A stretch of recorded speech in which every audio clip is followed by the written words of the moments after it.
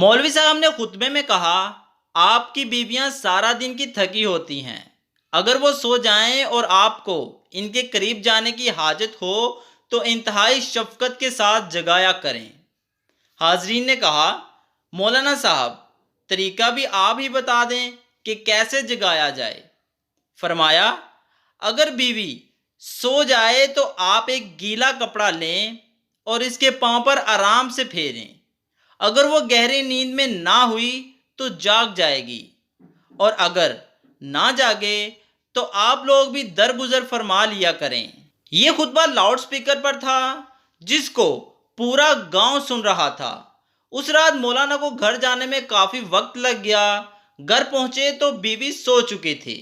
مولانا نے کپڑا گیلا کیا اور بیوی کے پاؤں پر لگایا۔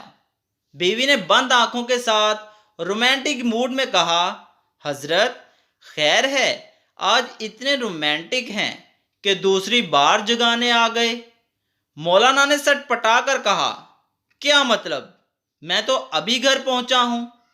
بیوی بولی، اب اتنے بھی بھولے نہ بنے، پہلے بھی گیلا کپڑا لگا کر جگایا اور محبت فرمائی تھی، اور اب پھر گیلی ٹاکی لیے کھڑے ہیں۔